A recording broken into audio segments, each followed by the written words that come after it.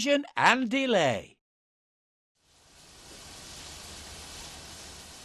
A few hours later, Thomas awoke, tired but excited for the day ahead. He looked all around the station and took in all the new sights and sounds in front of him. He then spoke to Annie and Clarabel.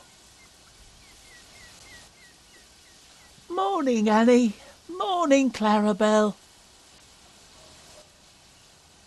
But there was no reply. Thomas looked over and realized his friends were no longer beside him. "Annie? Clarabel? Where are you?" He suddenly heard a chorus of voices from a nearby siding. "Thomas!" "Bust my buffers!" he cried. "How did you get over there?" "Don't worry, I'm coming to get you."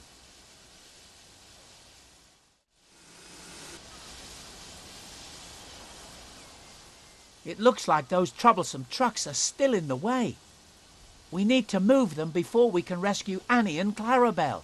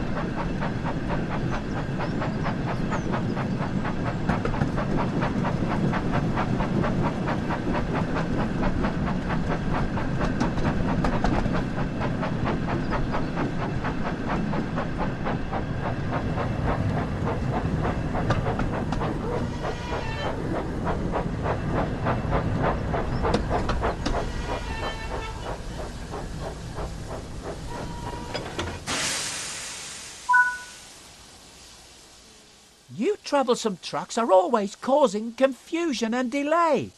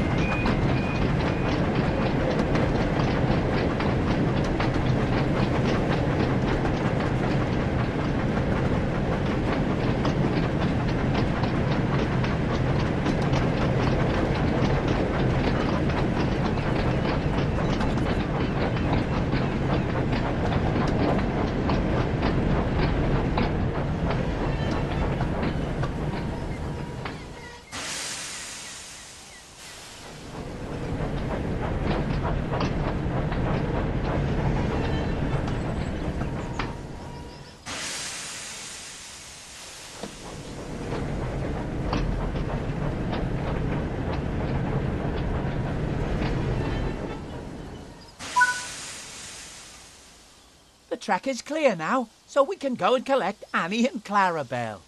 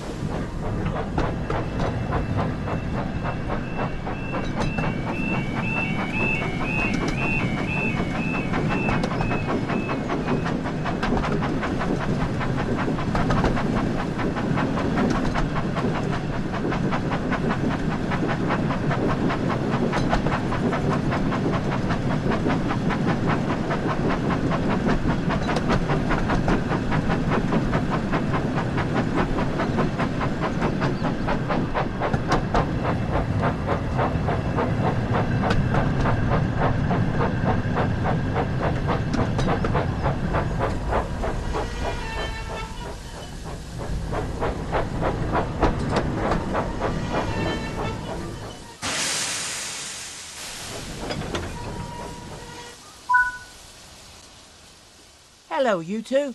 It's good to see you're both okay. But how did you get here? We don't know, Thomas, cried Annie. Perhaps an engine from this railway put us here, thinking we were just ordinary coaches. That is strange, said Thomas, puzzled. Maybe it was by accident. But we can't stand here all day, he added. We still have a lot to do before the special event tonight, and now we're running late, so we need to hurry.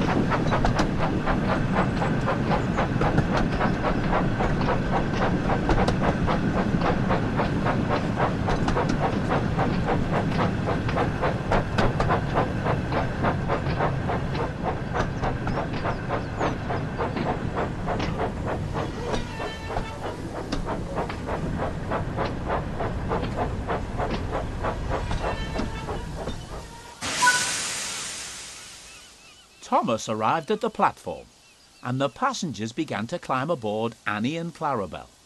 As he was waiting, Mr. Peters walked up and greeted him warmly. Morning, Thomas. I hope you and your coaches are feeling well rested and ready for work. Good morning, Mr. Peters, sir, smiled Thomas. We certainly are, and we're looking forward to starting our journey. I'm sorry we're running a little late this morning. That's all right, Thomas, said Mr. Peters kindly. Just make sure you try and make up for the lost time. I'll try, sir, puffed Thomas. Mr. Peters smiled. That's a good engine, he said. Our passengers are our top priority here on the West Somerset Railway, and we must do everything we can to ensure that they all have a wonderful time. Don't worry, sir. We'll make sure they all have a great time. That's what I like to hear, continued Mr. Peters. It looks like you're almost ready to go. But I'll be sure to come and find you later and see how you're getting on. And with that, he turned and walked away to attend to other things. Thomas was still waiting for the last of the passengers to get on board, and he was eager to set off. Luckily, he didn't have to wait for long. It looks like everyone's on board, called Clarabel. We're ready to go now, Thomas, said Annie. Oh, that's good, puffed Thomas. Let's get going and see if we can make up for lost time.